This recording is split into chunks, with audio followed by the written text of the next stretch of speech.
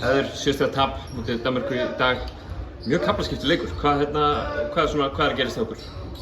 Orkustigið ekki rétt stillt í öllum leiklutum og við erum bara að ströggla við að koma boltanum í leik sko. Það er svolítið staðan hjá okkur og það missum út Gretu og lendum í svona alls konar hnekkjum en já, það er bara þannig.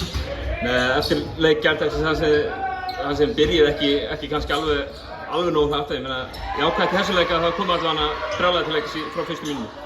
Já, miklu betri stemning í hópnum og miklu betri við fórum yfir marga hluti í gær varðandi bara alls konar hluti varnarlega og taktist ásamt því að bæta stemningun og þétta hópinn og þær eru allar að kynnast hver annarri og margt mjög jákvætt í þessum leik. Ég ætla alls ekki að segja annað en það en leiðilegt ekki klárað þetta.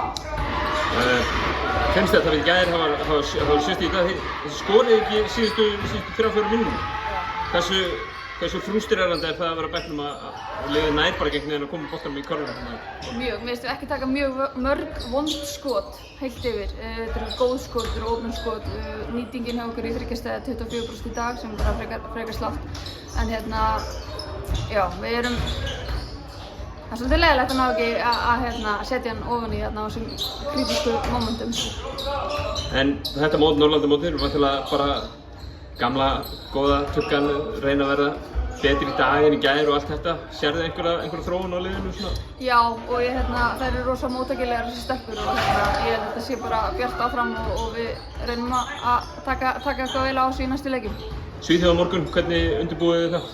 Það bara kemur ljós á morgun. Kærar þakkir. Takk.